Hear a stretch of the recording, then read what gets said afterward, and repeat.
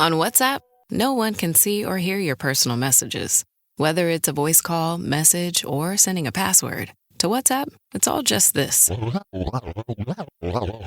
So whether you're sharing the streaming password in the family chat or trading those late-night voice messages that could basically become a podcast, your personal messages stay between you, your friends, and your family. No one else.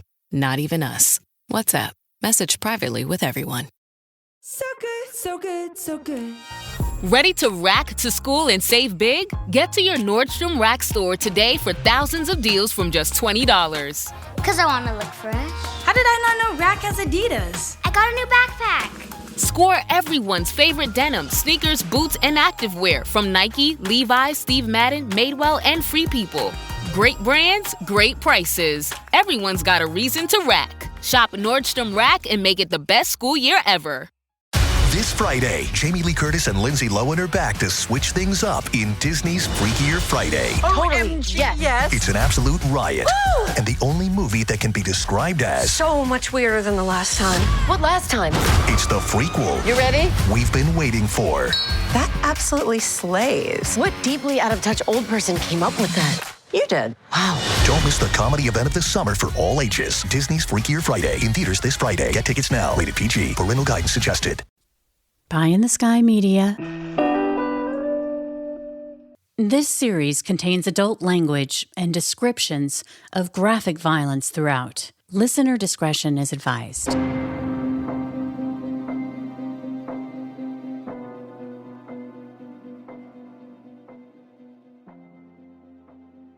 I believe that you have been very deceived by Satan. I believe that he has tricked you. And I don't believe that what you're doing is correct. I just don't. I mean, Tammy dies, and then your husband died, and then he's missing. It just doesn't sound like God's plan to me. You know me, Mel. You know me. I'm Carolyn Osorio, and this is my new podcast, The Murder Chronicles. You're listening to episode 44, The Heart of Darkness. I was able to recognize that same little boy lying on the table to be J.J. Vallow. He had the same haircut. It was short on the sides, long brown hair on the top. So I recognized him as J.J. Eventually we uncovered bits and pieces of Tylee, who we assumed was Tylee, that had been burned. There were pieces of bone, like I said, charred flesh. That's Rexburg Police Detective Rex Hermosillo, describing undoubtedly the worst day of his career, when they found 7-year-old Joshua, or JJ, and 16-year-old Tylee, the children of Lori Vallow Daybell, who in 2019 was dubbed the Doomsday Mom.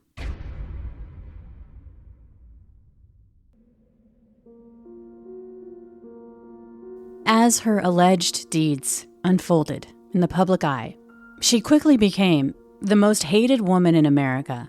When she wouldn't answer the question, "Lori, where are your children?" but instead, silently, wore a smug mask with just a hint of a smirk. Where are your children? Now, why don't you just give us a comment? Just tell us where they are. Chad, where are Lori's kids? What happened to Tammy, Chad? Can you tell us what happened to Tammy? Why have you guys been in Hawaii for so long? Listen, just tell people what's happening. There's people around the country praying for your children, praying for you guys. Why don't you give us answers? That's great. That's great. That's great that they're praying for you, praying for your kids. What? You have nothing to say? Did you do something to your children? Are your children still alive? That's a simple question. I've got 3 kids of my own. I can tell you every minute where my kids are at. Where are your children? That's Nate Eden from East Idaho News, expressing his frustration that this mother, soaking up the sun in Hawaii, won't answer what appears to most people a most basic and simple question. Where are your children? Eventually, we would find out why, and the answer was so much worse than what anyone could have ever imagined.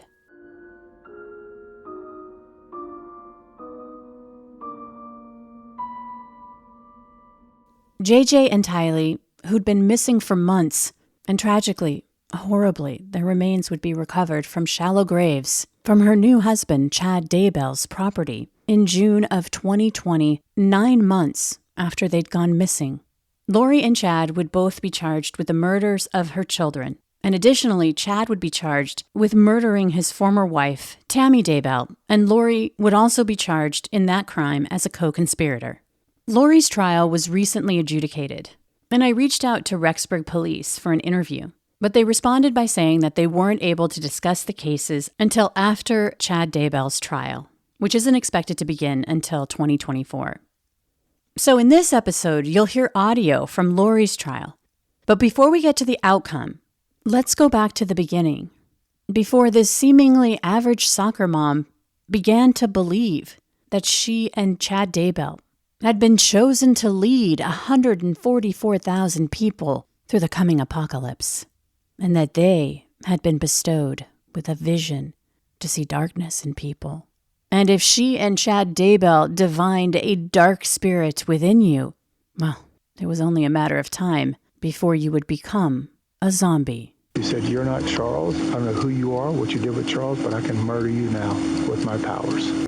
But let's go back in time to 2004, when on the surface, it appeared that Lori's world was fueled by the love of her 2 children, her son Colby from a previous marriage, and her daughter Tylee with her then-husband, Joseph Ryan. Her marriage to Joseph was her 3rd, and at the time, they were all living together in Texas, where Lori competed in the Mrs. Texas beauty pageant. They have 2 children, ages 8 and 1 year old. She was just recently on the Wheel of Fortune and won over $17,000.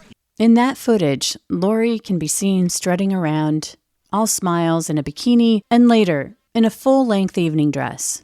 Lori didn't win the competition, which was just as well, because by 2005, she was no longer Mrs. Ryan, nor was she living in Texas. In 2006, Lori would marry her 4th husband, Charles Vallow. Everything was perfect. Charles was a supportive husband and a great provider. He owned his own financial planning company, and the couple lived together in Arizona. But there was an issue. Charles wasn't Mormon, which was a big deal to Lori, who was very involved as a member of the Church of Jesus Christ and Latter-day Saints. So Charles would convert to the LDS religion. In 2014, Charles and Lori would adopt a little boy named Joshua, or JJ. JJ was the biological grandson of Charles's sister, Kay Woodcock, and her husband, Larry. According to the family, JJ had autism, and his biological parents weren't in a position to care for him. So Lori and Charles offered to adopt JJ when he was a toddler. But the Woodcock family had one condition, which was that they would remain a part of JJ's life. Not long after the adoption, the Vallow family would move to Hawaii. Over the next few years, Kay and Larry Woodcock, JJ's grandparents, would maintain a really special relationship with JJ over the phone and through FaceTime. And during these years, Tylee and JJ became very close. Tylee was a wonderful sister to her little brother JJ and very protective.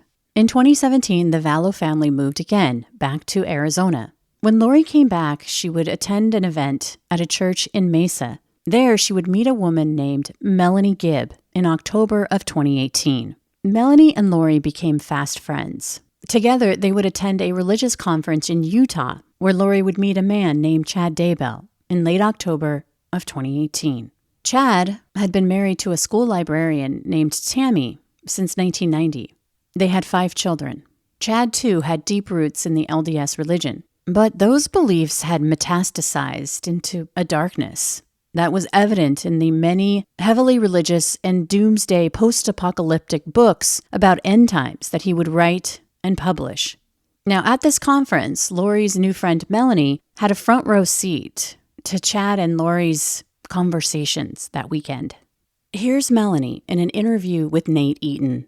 He was selling his books and speaking, and so that's when they got to meet. And was there anything unusual or magical or different about when they met? So we were there for 2 or 3 days, and I think he was there for 2 days. And she talked to him a lot about his books, and so she asked a lot of questions. And she was very interested in what he thought, and she was interested in what she knew. And so they just started talking about these different beliefs that generally are not something you learn in church. Melanie would go on to describe Lori's engagement that weekend with Chad as intense, as they discussed their end times infused religious beliefs. Here's Melanie testifying at Lori's trial. Were you able to observe Lori and Chad together throughout the time that they were both there? Yes. And what, if any, observations did you make of their interactions? They were very friendly to each other, very interactive, talking a lot about some of their ideas and beliefs that they had at that time. And so they were, there was definitely attraction in the beginning, right from the beginning. So. And did you specifically observe any of Lori's actions towards Chad or how her demeanor appeared? She seemed very interested in him, like someone that would meet somebody they're attracted to. She seemed flattered by him and very enticed by the conversation and, flirty-like. I would say a little flirty-like as well. And do you know what Chad Daybell did for a living? He was an author and a publisher and also a sexton. After that whirlwind weekend, Lori shared that she and Chad had an intense connection. She shared with me that he told her that they had been married in another time period. And did she tell you what she believed with regard to that? She did believe that. Melanie would explain that Lori had become madly infatuated with Chad, who claimed to have spiritual gifts beyond those of a regular person, that he had the ability to walk between the veil of life and death. The veil in Christianity is considered the neutral point between life and death, and having the ability to see through it meant that Chad could walk between both worlds. And what was your understanding of what Lori and Chad believed regarding multiple probations?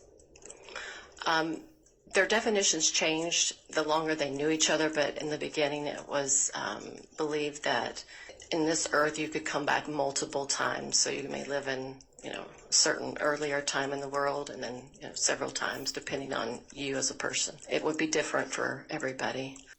Soon after they met, Chad would share with Lori that even though they were both married, it was okay to have infatuated love with each other because Jesus knew it was their mission to be the head of the 144,000 people that would survive the apocalypse. Chad had this influence on people because he had visionary experience. He could see things. At least he said, he portrays that he did. But I do believe that when you think somebody can see things or have visionary experiences about things, you tend to kind of believe them more than the average person. Because, if you ask me, I'd say I don't see anything, so you wouldn't take my point of view or my opinion. But if you had somebody that was really good at having visionary, because he often said that it was like the veil was open when he had his near-death experiences. So he often said that veil was open all the time. So he had this way of seeing things that Lori and I didn't have that we didn't have that gift of seeing. But I do have come to understand that that gift has been manipulated by the adversary. And so... by Satan. Absolutely. It would be an understatement to say that Lori's new relationship with Chad was throwing a wrench into her marriage with Charles. Melanie observed that there was a budding sexual tension and fervent religious fanaticism that created a dark bond between Lori and Chad. It wasn't a surprise when just a couple weeks later, Chad would touch down in Arizona for another religious conference when Charles just happened to be out of town. So your understanding was Chad stayed at Lori's house in Arizona? That's right. Do you know if Charles was present during that? I believe he was out of town. Do you know if Charles and Lori were still married at that point? They were. Do you know if Chad was still married at that point? Yes, he was. That weekend, Lori would confide to Melanie that she and Chad had been sealed together by Jesus Christ and Moroni in the LDS temple. Now, according to the Book of Mormon, Moroni was a prophet who appeared to Joseph Smith to inform him that he had been chosen to restore God's church on earth. Yes, that weekend that he came to Arizona, that they met in the temple together, and they were somewhere in there, like in just like maybe a waiting area room, that they were sealed together by, I believe Moroni was there, and possibly, I believe she said Jesus Christ, and that they that relationship they had in multiple lives, it was kind of like a reunited again. They got to be sealed there. It wasn't in a sealing room officially done by the church or anything like that. And can you explain a little bit about the relevance of being sealed? The teachings of our church talk about when you're sealed to a companion on this earth, that you are sealed for time and all eternity. And when you say the teachings of our church, are you comfortable sharing what church you're a member of? The Church of Jesus Christ of Latter-day Saints. Lori's actual husband, Charles, had no idea his marriage was on a collision course, that his wife's intense emotional affair that had begun just weeks earlier had now been consummated, not just physically, but according to them, they'd been spiritually reunited in this life as the chosen people to lead the 144,000 through the coming apocalypse. Did Lori ever indicate anything about having a special mission here on Earth? Yes. And what did she tell you about that?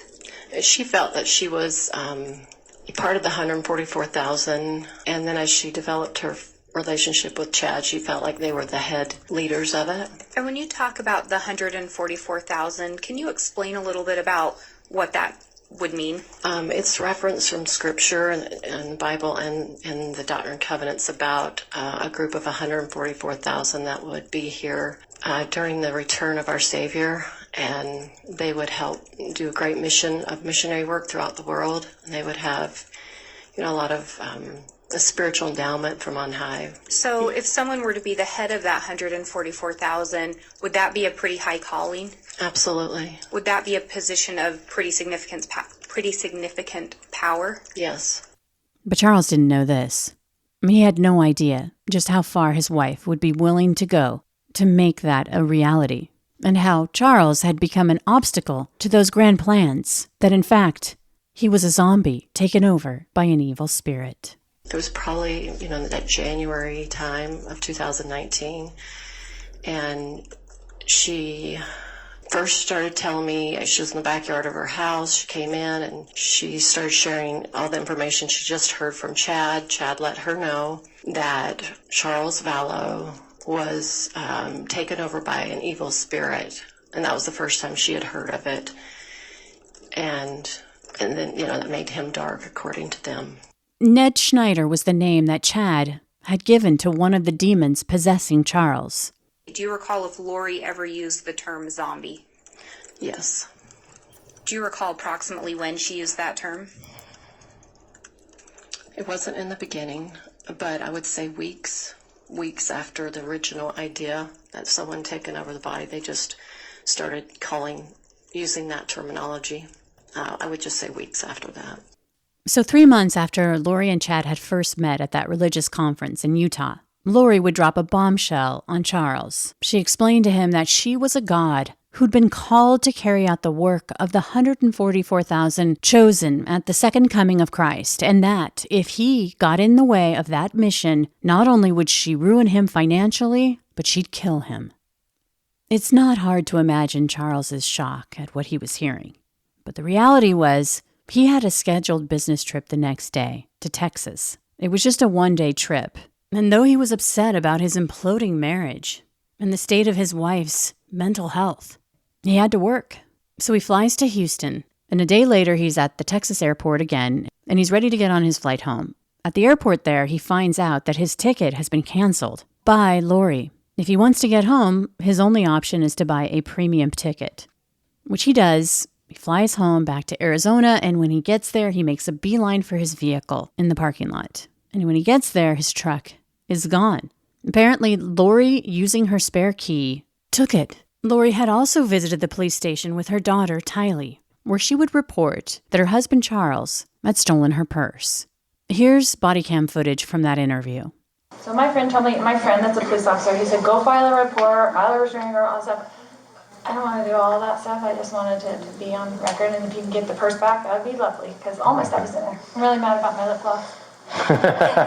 About credit cards. Well, he has all the cards and all this stuff. So he's mad because I took the money out of our account. It's a joint account, so he wants me to give him money. Okay, well, that's all a civil issue. That's what I'm saying. Like, purse, there's no reason why he's walking around with your purse, your ID, that he doesn't have a right to. Right. Married or that's not what I'm saying. married. All the rest of the stuff is our joint stuff together. When Charles got back into town, he realized he'd been locked out of his house, and believing that Lori was now capable of anything, he called the police and made a complaint against his wife, who had threatened his life. This action would trigger an order for Lori to be picked up by police to undergo a mental health evaluation. The night that Charles had returned from his business trip, he would meet police in front of the house that he shared with Lori. This conversation was captured by body cam. So what's going on tonight? I can't get in touch with my kids. How old are your kids? 6.5 and 16. Okay. How long have you been trying? 2 days. Okay. But she lost her mind. I don't know how else to say it. We're LDS. She thinks she's a resurrected being and a God, and member of the 144,000. She's come. Jesus is coming next year. She took all the money out of her bank account today. My truck is gone from the airport. She went to the airport and got it. I just flew in from Houston, sent it out. So. Where's your truck? I don't know. Okay. A good friend of mine's truck picked me up. I went to the CSI to file a report, which is the community bridges or something. To file a report. So you did the petition? Yeah, they ordered a pickup. Okay. What time did you do that? Hour and a half ago. So what makes her a danger to herself and to others? She threatened me, murder me, kill me. She threatened to murder you? Yes. And she said, how did she do that? My bishop right there is in the car. He was on the phone with me today when she said, I will have you destroyed. Yesterday was a threat to kill me. Okay. What did she say yesterday? She said, you're not Charles. I don't know who you are, what you did with Charles, but I can murder you now with my powers. All right. She says, I'm going to kill you too. Yesterday was, so she's speaking as a spiritual being. She's not here. She's lost her reality. It's gotten really, really bad lately. She goes to the temple every day and speaks with Moroni and Jesus Christ. And they tell her what to do. And now she came to her today, and last couple of days she says, I'm not Charles. You're not Charles. You're Nick Schneider. I don't know where she gets his names from. She got all this stuff with these people in Utah who tell her how many past lives she's had and probation she's had. And she's was married to Moroni way back when, and she was also married to James the Just. And okay, this is all foreign to me. So it's foreign to me. Well, I'm not LDS. It's crazy stuff. I know you're using LDS terms here. I know, but it's just she's nonsensical. This episode is brought to you by the world's first reposado from Tequila Herradura. Made with slow-cooked, hand-harvested agave sealed into oak barrels and aged 11 months. Before being enjoyed in your glass. Experience the world's first reposado. Tequila Herradura. Please drink responsibly. Responsibility.org. Tequila Herradura. 40% alcohol by volume. Imported by Brown-Forman, Louisville, Kentucky. Herradura is a registered trademark. Copyright 2025 Brown-Forman Corporation. It's Wednesday, Adams. I see you're trying to distract yourself from your own banal thoughts. Let me help. Here's a recording thing made of my latest root canal.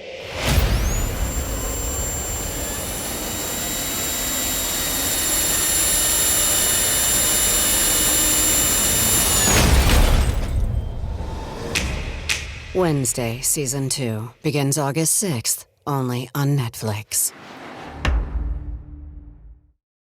Charles made it clear to police that he didn't feel safe breaking into his own home because Lori had stolen his keys, and he had no idea what she was capable of. Can I break into my house? Do you live here? Yes, I do. Okay. My lease. I pay the lease. Do you guys have any orders of protections against you? No, we do not. So, no police reports? No, nothing. Okay. You don't even know if she's here, right? Today on the phone. I can't. All the cars are. The garage is closed. I don't know. She locked the garage door. I know. I haven't been up there yet. She said to me, Charles' stuff is gone. You're not Charles. Your stuff is gone. I don't know what that means. And how long have you been trying to get in touch with the kids? Since yesterday. Since yesterday. Why did you leave? There's a trip in Houston. She canceled my flight. She came to the airport, took my truck. Did she tell you that? No. She knows the code. She knows where it's parked. She went. Did she go with you to the airport? No, but she's been. I go to the airport. I fly 45 round trips a year. She knows where I park. I've got handicap plates because JJ's handicapped. And she has the keys, the code. It's a Ford. The code, door code. Door code. And I just want to see my boys okay. And she's got a pickup order. I need to go. She needs to go, and I'm going to take my stuff. So you normally live here? Yeah, oh yeah, I live here. Okay. Yeah, all my stuff's in my house. So let me ask you this: when you came back, why didn't you just go to the home? but she told me not to come near it. All my stuff is gone. Okay. I'm not stupid. She could have done anything. Okay. I thought this would be the best way to do it. With what she's gone through and what Gabe witnessed with me on the phone today, I thought it was best to have her. She's psychologically, she's gone. Something's happened to her. His friend, who was also his bishop at the church, would also speak to police about the situation. His wife, she had been getting into some religious things that troubled him. The relationship was a bit odd in the last few months, and it kind of all came to a head when he went out of town. He had me listen to a conversation that he had with her where she was making some strange statements. She did use the word destroy. She said, "I will destroy you." She seemed coherent, but her statements were strangely irrational. He said, "Hey, I just want to see the kids," and she said something to the effect of, "Well, you want the kids, I'll give them to you," which I thought was a bit strange for Mom to say. Yeah. At the time of Charles's conversation with this officer, there was already an order to pick up Lori Vallow for a mental health evaluation based on Charles's complaint to the police. I love her to death. This is killing me, officer. Oh, I can understand. Our 13th anniversary is next month. We've been at a great marriage. All of a sudden, the last month, it just blew up. Mm-hmm. She just lost connection. Has she made any statements about wanting to hurt the children or anything? Today, she said with Gabe on the phone, "Come take the kids. I don't care what happens to them. Come take them." Okay, but she didn't make a direct threat towards the kids. No, not a direct threat. Okay. And then she said that she would murder you through a spiritual... No, she said, "I can murder you." I can murder you. And she's talking in a spirit... I will kill you. Spiritual... No, she's talking physically. "I will kill you because you're not Charles, and nobody will care." Okay. So she at this point doesn't think you are her husband? She thinks I'm Mick Schneider. Who's Mick Schneider? I have no idea. Okay. It's the name she used. I don't know where it came from. Okay. I'm just like, I'm as bewildered as you are. This is so foreign to me. Normal people, as far as I'm concerned, but this happens. It just drives me. I don't know what to do. I need help, and she needs help. She needs help. And go to bed. I got a lot of stuff to do tomorrow. I got to take my son. And you just didn't want to go inside because of the statements that she made? She took my car and I suspect she took my car and my keys. I have no keys to get in. Oh, okay. No garage door opener. Okay. She knows what she's doing. She took $35,000 out of our bank account today. I can't make payroll Friday for my company. She changed our bank account numbers. I had to change it myself to get back in, and I saw all the money's gone. I've got $7 in my name. At some point, Lori would drive herself to the hospital with her friend Melanie and undergo that mental health evaluation. According to Melanie, Lori was given a clean bill of mental health. It appears that the domestic dispute between Lori and Charles had ultimately become a he said, she said situation. In a follow-up report, an officer would write, quote, "During my conversation with Charles, I found his demeanor to be strange for a person in his circumstances. He seemed more concerned with asking questions about the legality of financial withdrawals Lori had made than her alleged incoherence. Of course, Charles was concerned about finances. Lori had liquidated their joint bank account of more than $30,000, which meant that Charles couldn't make payroll. But the concerns he voiced about the safety of their kids would take on a haunting reality." So how does she pose a threat to your children? I don't know what she's going to do with them. I don't know if she's going to flee with them, she's going to hurt them. After this catastrophic event in his marriage, Charles had had enough and would file for divorce in February of 2019. Charles would also change the beneficiary of his $1 million life insurance policy from Lori to his sister. Here's Kay Woodcock. In February of 2019, he approached me and said he wanted to name me the beneficiary. It was a $1 million policy, and he wanted to name me beneficiary and take Lori off. Okay. Did you ask him to name you as the beneficiary? No. Okay. During that conversation, did you commit to doing anything with that life insurance policy money if you were the beneficiary? Yes. What did you commit to do with that money? To finish raising JJ because Lori didn't want him anymore. And did you commit to doing anything else with that money?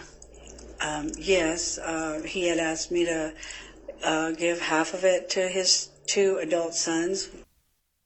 Meantime, Lori takes off, leaving JJ with Charles. It was later determined that she went back to Hawaii, but Charles didn't know where she was, and so he couldn't serve her divorce papers. And by the time Lori resurfaces, Charles has had a change of heart and dismisses all the divorce proceedings. He would tell his sister that he wanted to make his marriage with Lori work. Interesting, though. Even though Charles essentially ripped up the divorce papers, he didn't change the beneficiary of his life insurance back to Lori. So, while Charles is earnestly trying to make it work with Lori, she's still having an affair with Chad, obsessively talking throughout the day on the phone. In fact, Lori had a separate cell phone solely dedicated to these conversations. They would meet at hotels, and according to Melanie, Lori justified these intimacies because, according to God's will, they had been married in multiple lives, and they had a mission together. Obviously, Charles didn't see the infidelity that way. He was fed up, and in early July, he told Lori that he was going to Idaho to speak with Chad's wife, Tammy, about their torrid affair. How could he have imagined that Alex, Lori's brother, believed that Charles was a zombie? He, too, was part of the 144,000 chosen people, and he was Lori's warrior. Unfortunately, Charles never had a chance to have that conversation with Tammy, because on July 11th, 2019, Lori's brother Alex would shoot and kill Charles when he showed up at Lori's house in Arizona to pick up JJ. After shooting Charles, Alex would make a call to 911. Is he hurt or is he alive? Or? Yeah, there's blood. He's not moving. I got in a fight with my brother-in-law and I shot him in self-defense. He came at me with a bat. In the body cam footage, you can see police officers cruise up to the home and immediately assume a tactical position. Their guns are drawn as they call out for Alex to come out of the house, which he does. Come out this way, man. You know, no weapons? No weapons on me. All right, come on out this way. Yep. I'm going to have you have a seat right here on the curb. Yep. Who else is in the house? No one else is in the house. Okay, just have a seat right there. Let's get FD in here. Yeah. Have a seat. 18, seat secure. We got the gentleman out. Have fire rolling. Alex sits on the curb and relays his side of the story to the officer. What happened today? How did it get to this? I don't know. He was enraged. What's going on? What happened? He was talking with my sister earlier. No, what happened today, though? Like, just in the last 20 minutes. He came at me with a bat. What was he accusing you of? He was just yelling at me. I just went back to the living room. I'm like, what is your problem? With the gun in you? Yes. And I said, I want you to put that bat down. He wouldn't do it. And he's like, and he came at me with the bat again after he'd already hit me in the head. So I shot him to stop him. Okay, then what happened? That was it. After the shooting, Lori would drive up to her house with Tylee. She gets out of her car and she speaks with police. It's definitely an odd conversation. Does your husband live here or no? No, he's in Houston. Gotcha. We just moved in here.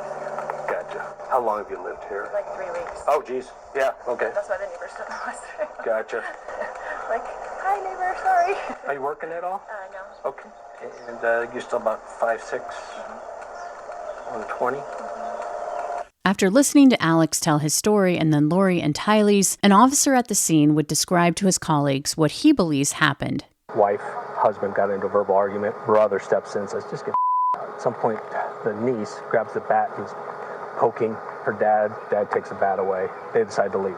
Everyone leaves. There's a son, too, a younger son. Her son, he's not here either. So wife who lives here, her daughter, her son, they all leave. Her brother staying here, visiting, and the husband. They get into it. He's like, he says they got into an argument. Husband hit him in the head with a bat. The bat's right next to the brother says, that goes to his room, grabs his gun, his own gun, goes back out, doesn't stay in the room, doesn't lock the door, doesn't call us, but goes back out, confronts him, says, drop the bat. Guy doesn't drop the bat. He says he shoots him. Goes back into his room, puts his gun away, grabs his phone, cleans his head up, calls 911. Alex Cox would not be charged for killing Charles. Police concluded at the time that Alex had shot Charles in self-defense. Lori would become enraged a short time later when she found out that she was no longer the beneficiary of Charles's $1 million life insurance policy. Here's Kay Woodcock. After Charles's death, did you receive the benefit of that life insurance policy? Yes, it was unexpected because I never knew, I never followed up with Charles to see if he had changed me to his beneficiary. But yes, I did, probably within a week of his death. Okay. And how did you find out about that? The insurance company called me. Okay. Did Lori Vallow ever contact you about the life insurance policy? Yes. Lori believed that money belonged to her, and she was angry at Kay for accepting the money. And Lori's anger toward Kay affected her relationship with JJ. She had agreed that JJ could attend the memorial service. Okay, and did you have a plan for picking him up and the logistics of that? Yes, I bought plane tickets for me to go to Phoenix and pick him up, get him from her, and to fly back to Lake Charles and attend his memorial service, his dad's memorial service. And we were going to have him for a week, and then I was going to fly back to Phoenix with him and give him to Lori, and then fly home. Okay. Did JJ end up attending his father's memorial service? No, he wasn't allowed to. Okay, and did you speak with Lori about that? She wouldn't answer anytime I tried to reach out, she wouldn't answer me. Kay would receive a nasty text from Lori regarding Charles naming her as his beneficiary. Lori would write, quote, 5 kids and no money, and his sister gets everything. This text message would be the last time that Kay heard from Lori. In early September, Lori, her brother Alex, Tylee, and JJ moved to Rexburg, Idaho. That's where Chad and his wife Tammy Daybell lived. According to Melanie, Lori was conflicted about the move because Tammy hadn't died yet, as had been predicted by Chad, who had told Lori that Tammy was supposed to die in a car crash. It was during this time that Melanie had heard Lori and Chad say that they wanted to, quote, get rid of all the zombies before the tribulations. By then, like Charles, Tylee had become a zombie too. Were you ever told, with regard to Tylee being dark, did Lori ever tell you whether or not an evil spirit had entered Tylee? Yes. Do you recall approximately when that would have been? Probably like in May or April. That's what it feels like. That's what it was. On September 8th, 2019, Lori, Tylee, JJ, and Alex would take a trip to Yellowstone National Park. A photo was taken of Tylee holding JJ in her arms, with Alex smiling in the photo too. Here's Detective Rex Hermosillo going over the sequence of events after Charles was killed. July 11th, 2019 is the day that Charles Vallow dies. September 2nd or 3rd, Lori, Alex, Tylee, and JJ moved to Rexburg, Idaho. Last known proof of life for Tylee Ryan was September 8th, 2019. It's believed that not long after that photo was taken of Tylee holding her precious brother JJ, that Tylee went missing, although no missing persons report was ever filed by her mother, Lori.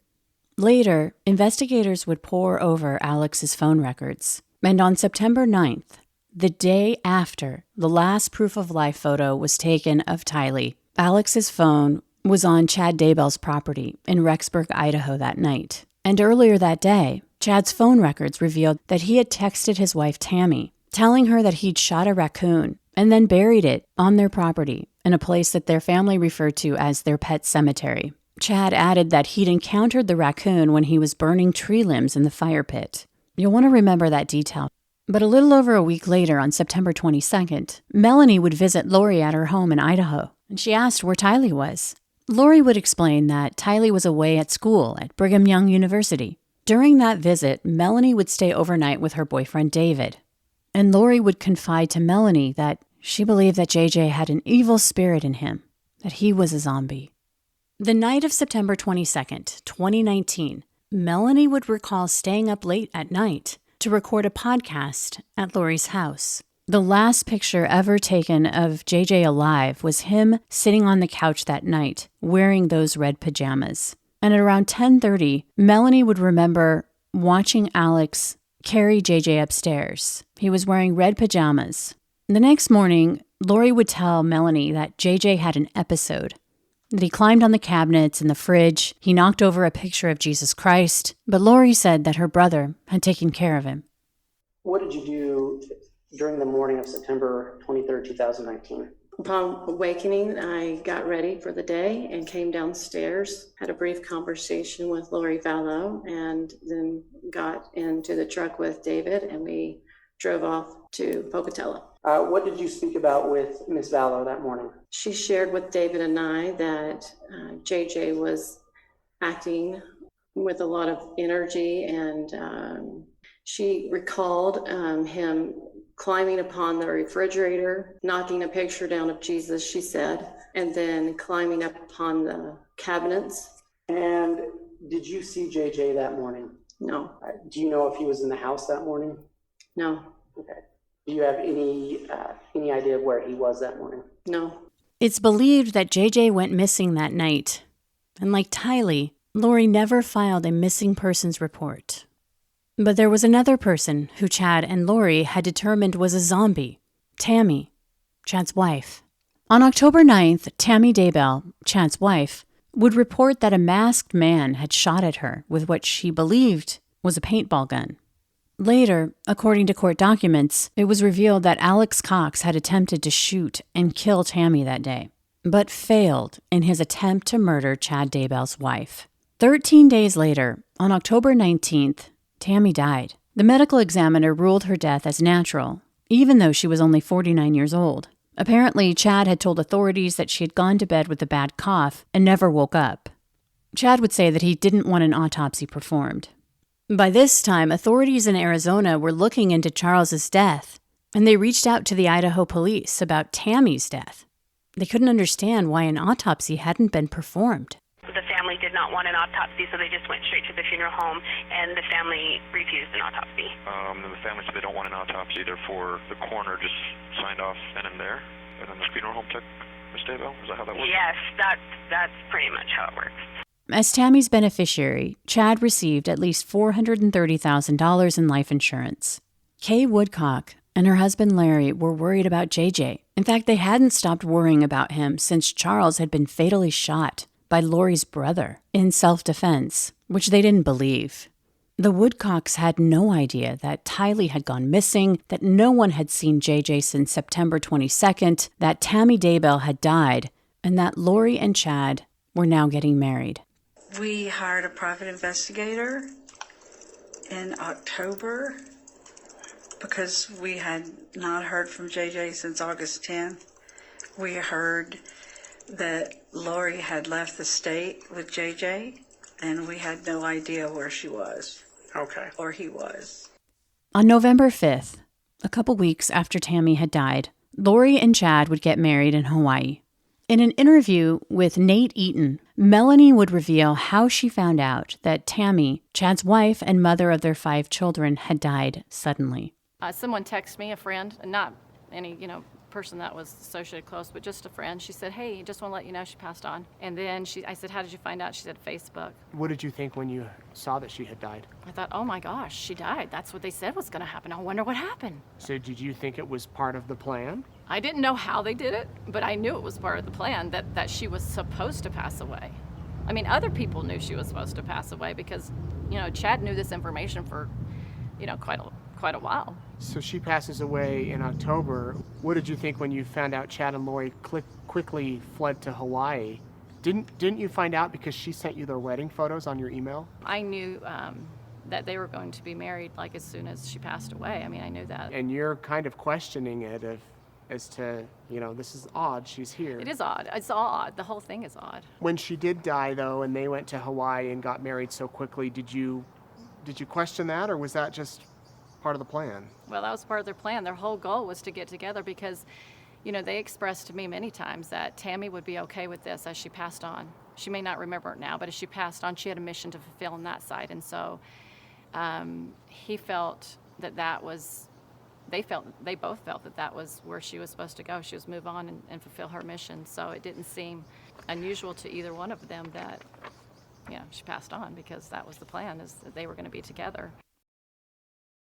Make your next vacation unforgettable on Royal Caribbean's newest ship, Star of the Seas. It's everything you've loved about every family vacation you've ever been on, with mind-blowing thrills at the largest water park at sea, 7 onboard pools for every level of chill, more than 40 ways to dine and drink, and even more to enjoy at our award-winning private island, Perfect Day at Coco Cay. This is the new Star of the Seas. Click or tap the banner to find out more. Una silla de masajes puede parecer extravagante. 8 configuraciones diferentes, intensidad ajustable, además es calefaccionado. Y se siente tan bien. Sí, una silla de masajes puede parecer extravagante. Y 2, bueno, aún más. Pero cuando esas sillas de masajes vienen con un auto, se vuelven bastante prácticas. El nuevo Volkswagen Tiguan 2025 con funciones premium como los asientos delanteros con masaje disponibles. Solo parece extravagante. Kay Woodcock, Charles's sister, didn't know anything about the wedding, but she was worried about JJ's well-being. Through a private investigator, she knew that he was in Idaho, and she called the police on November 25th, asking them to do a welfare check on JJ, explaining that she hadn't spoken to him in months. Rexburg Police Detective Ray Hermosillo was sent to Lori's condo that day to do the welfare check. November 26th, 2019, myself and Detective Dave Hope went to 565 Pioneer, 175, which was Lori Vallow's residence. Outside the garage area, we had located Alex Cox and Chad Daybell, who were unloading a pickup truck. I walked up to Alex and I asked Alex if Lori was home. He told me she wasn't home. I then asked Alex if he knew where JJ was at. We were there to do a welfare check on JJ. At that point, Alex got a blank look on his face, kind of a frightened look, looked over at Chad Daybell, who was on the other side of the pickup truck. Chad then looked at Alex, and they both kind of just looked at each other and didn't answer my question initially. What did you think about that conduct? It raised some red flags just based on the way they acted with that question. I then again asked Alex if he knew where JJ was at, and he stated that JJ was with Kay in Louisiana. What did you think of that response? I told Alex that wasn't likely because Kay was the one who called in for the welfare check. When officers questioned Chad, he downplayed his relationship with Lori, acting like he barely knew her. I asked him how he knew Lori Vallow, and he stated that he hardly knew her, that he had only met her a couple of times. Was there anything suspicious to you about that response? There was. We knew that Lori Vallow and Chad Daybell had been married 2 weeks prior to my contact with him. I asked Chad for her phone number, and he stated that he didn't know what it was. I again asked Chad Daybell for Lori's phone number because I didn't believe that he did not know it. And at that time, he finally gave me Lori's phone number. Did he give you a reason why he hadn't given it originally? He said that he felt like I was accusing him of something, and that's why he didn't give it to me. What did you do at this point in your investigation? I broke contact with Mr. Daybell. He was able to drive off. And at that point, I called Lieutenant Ron Ball, and I told him that there was something going on with the whereabouts of JJ. Based on the deception, the way they looked at each other, their non-evasive answers, their lies, I felt there was something more going on. Meantime, Chad had already contacted Melanie after he was questioned by police, and he asked her not to answer the phone when police called. He let me know that the police were over at Lori Vallow's home in Rexburg, and that they were inquiring about where JJ was, and that she was going to tell the police that JJ was with me. Okay, how did you respond? In shock.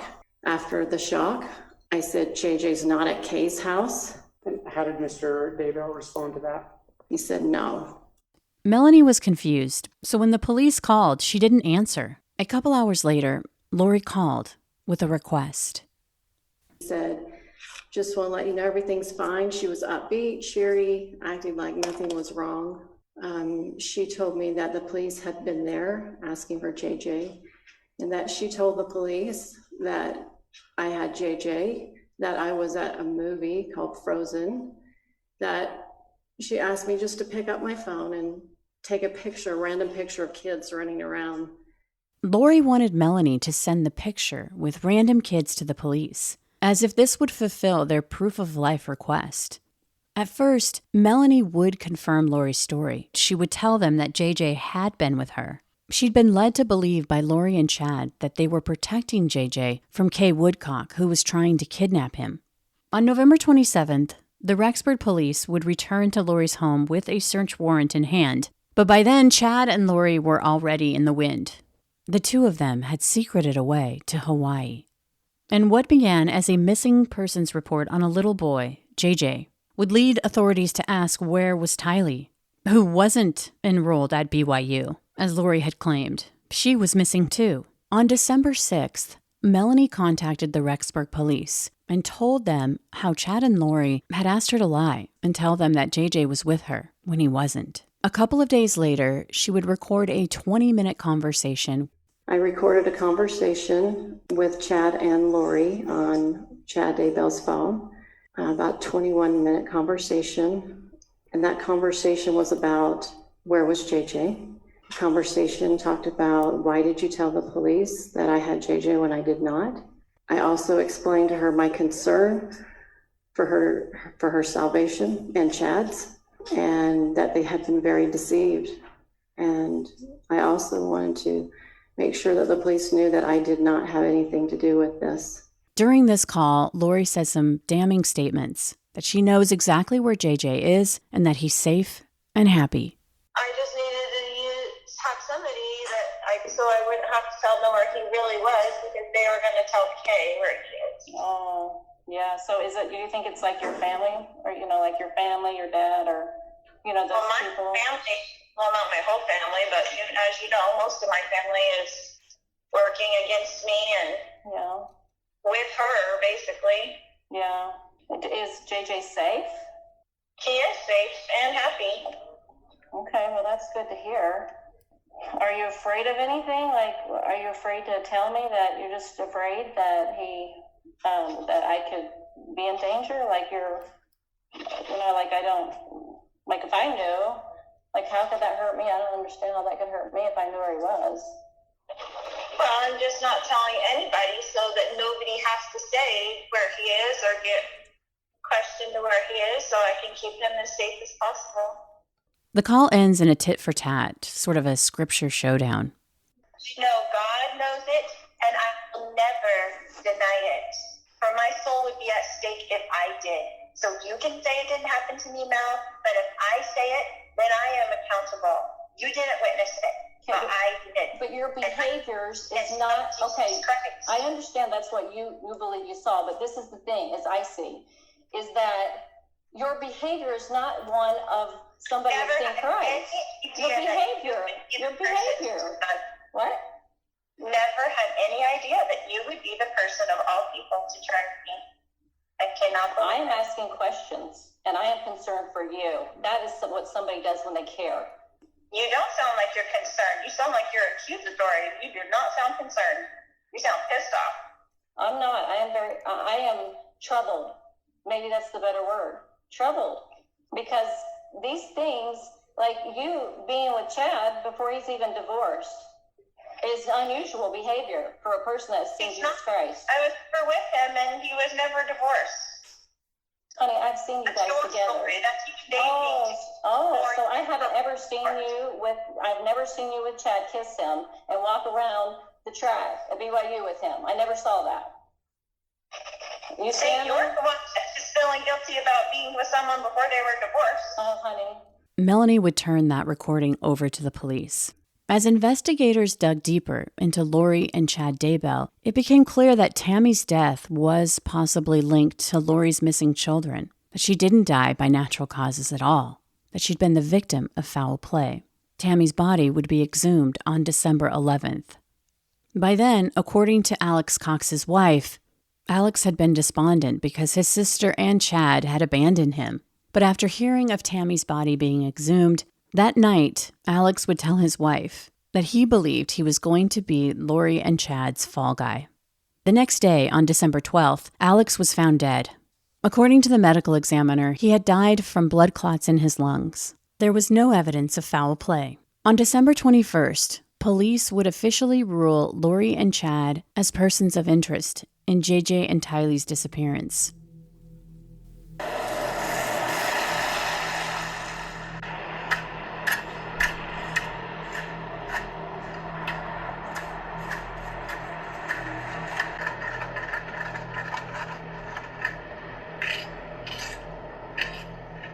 What you're hearing is background noise, footage taken on January 3rd, 2020. Investigators have served a search warrant at Chad Daybell's home in Rexburg, Idaho. A twisted wickedness has led Idaho investigators to this spot. an unassuming home next to a busy road.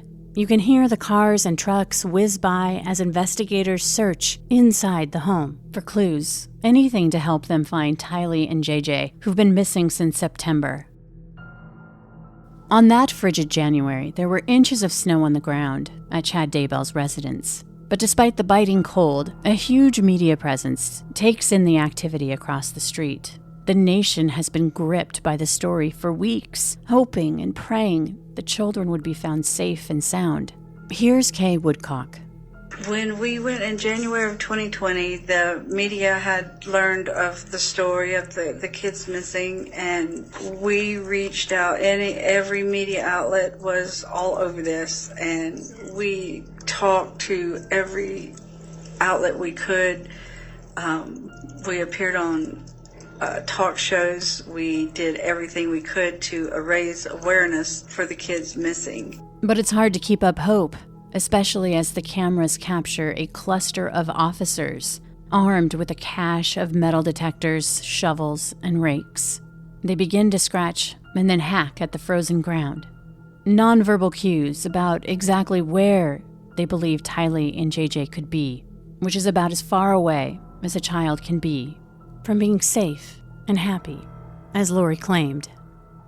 That day, investigators would remove 43 items, including computers, cell phones, journals, documents, and medications. These items would be sent to the FBI lab for analysis, but there was no sign of Tylee and JJ. In most cases, when children go missing, their parents make an appeal to the public through the media. It's gut-wrenching to watch these desperate and grief-stricken parents begging for the safe return of their children. But in this case, Tylee's father had passed away in 2018. His cause of death was ruled a heart attack. And JJ's father, Charles Vallow, was shot and killed by Lori's brother, Alex. But the children's mother, Lori, alive and well, was nowhere to be found. People just couldn't wrap their heads around the fact that this mother was not making an appeal to find her children. But that would change. A few weeks later, law enforcement would track down Lori and Chad in Hawaii. And by that time, the question, "Lori, where are your children?" had turned into a battle cry across the world. Where are your kids? No comment? They've been missing for 4 months. You have nothing to say? You're over here in Hawaii?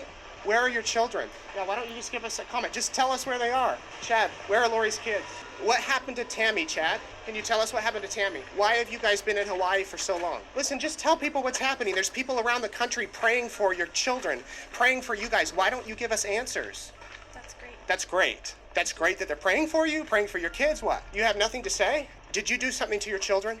Are your children still alive? That's a simple question. I've got 3 kids of my own. I can tell you every minute where my kids are at. Where are your children? A question that Lori refused to answer. What kind of monster would withhold such information? It seemed incomprehensible. But that didn't mean the investigators had given up on the search. On January 25th, 2020, police would serve Lori with paperwork. Basically, she had 5 days to physically produce her children. When she didn't, Lori would be arrested in Hawaii on 2 felony counts of desertion and non-support of dependent children, and misdemeanor charges of resisting and obstructing an officer, solicitation of a crime, and contempt. Lori would be extradited back to Idaho, and while she was in prison and Chad was back in Idaho, both of them continued to refuse to say where JJ and Tylee were. On June 9, 2020, Rexburg police and the FBI would execute a second search warrant at Chad Daybell's residence. Detective Rex Hermosillo was there that day. On June 9th, we got to Chad Daybell's residence at approximately 7 in the morning. We went and made contact, knocked on the front door. Chad Daybell's son, Mark, answered the door. He had a bowl of cereal in his hand. He was eating cereal. It was early in the morning. And we informed Mark why we were there and that we needed to speak with Chad Daybell. Mark told us that his dad, Chad, was still asleep and directed us to Chad's room.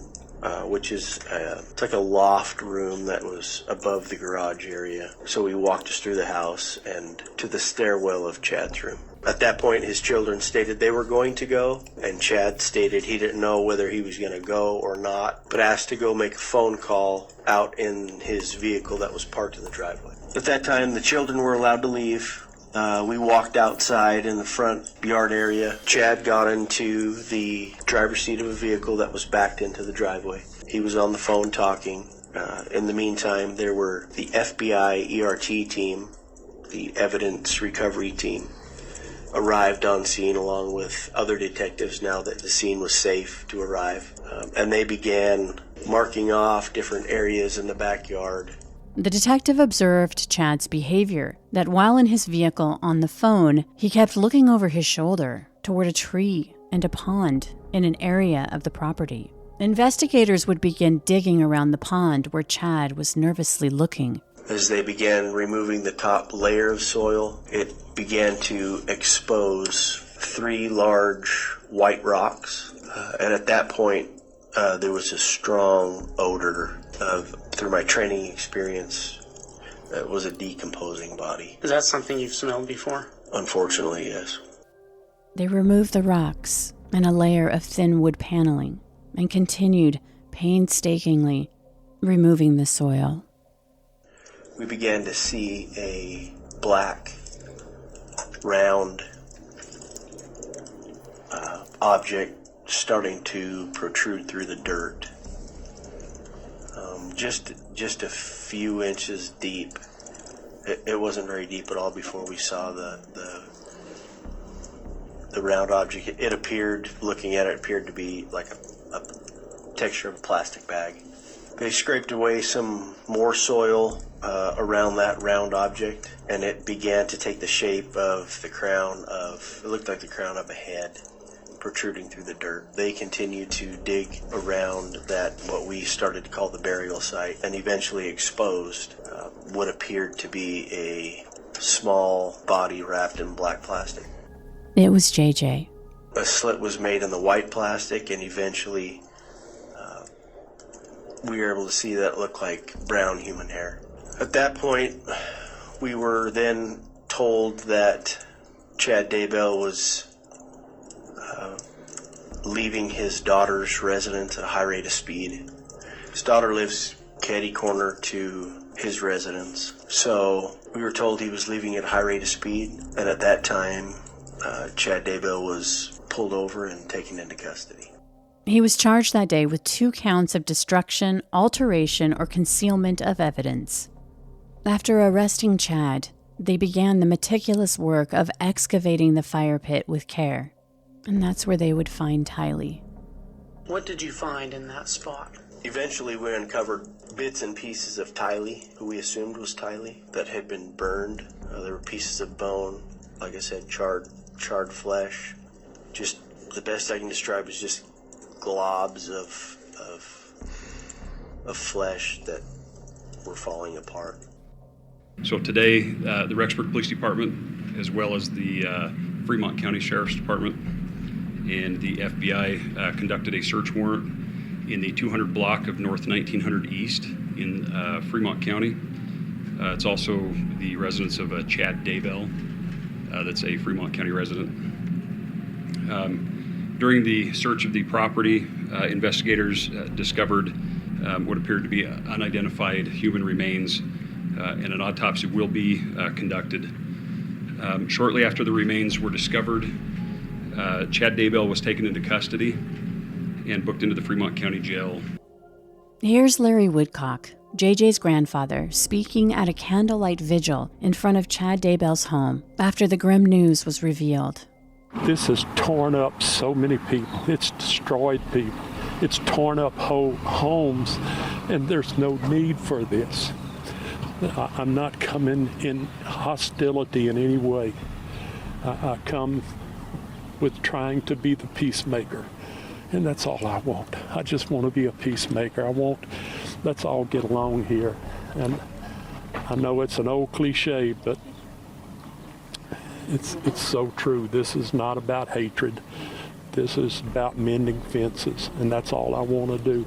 I'm not worried about the people that are responsible for this. The judicial system will take care of that. And anybody else that was involved that needs, part of it. But at this point, my job is not hatred. My job is to come here and do what I can do to mend fences. Lori and Chad would be charged with the murders of Tylee and JJ. Chad would also be charged with the murder of Tammy Daybell, and Lori would be charged as a co-conspirator in her murder. Both would plead not guilty to all charges. As the state of Idaho built its case against Lori and Chad, back in Arizona, Charles's death would be reclassified as a homicide. It was believed that Alex had murdered Charles for Lori. An Arizona grand jury would indict Lori for conspiracy to commit murder in the death of her husband, Charles Vallow.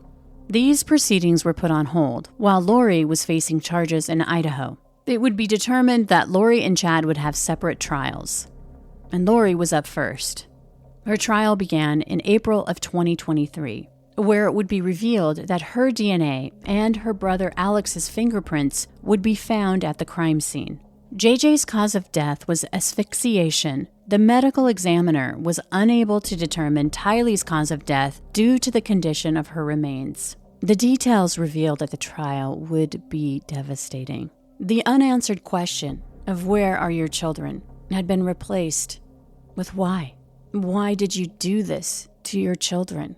A gut-wrenching phone call from Lori's sister to her in jail seems to sum up many people's feelings on the case and would have the jury in tears. We would have taken them. We would have taken care of them. You could have gone home and done anything you wanted. That's what you think? I don't know what to think. None of us do. You haven't told us anything. We believed you. We stood up for you. I cannot. I would love to. You cut me and Mom off for 4 months and told everyone not to trust us because we tell Adam. And now we find this out and you expect me to just keep going on faith when there's been zero explanation and you expect me to just keep believing without ever having a question? Say that. That is what you're saying. Either explain it or don't expect me to not be upset and doubt you when the kids are on Chad's property. I'm not okay. I love them with all my heart. I would have taken Tylee and JJ in a heartbeat, and everybody else would have too. You know that. If they were in any danger. I have no idea what happened. You're right. Nobody does because you said nothing. Because everybody sees what's on TV. That has nothing to do with TV. This is when you're in my conversations before you left and cut me off. And now you expect me to be there for you and you were going to abandon me. And if you weren't in jail, you wouldn't even be talking to me and we wouldn't even know they were dead still. This is your opinion. Yes.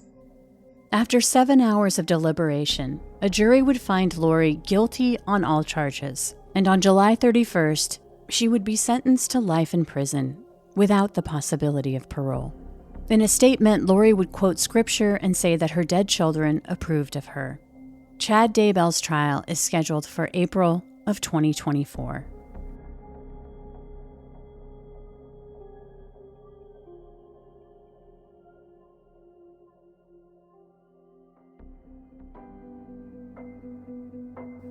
The Murder Chronicles is a pie-in-the-sky production recorded live in the beautiful Pacific Northwest. We are produced by Brandon Morgan and myself, music by Soundstripe.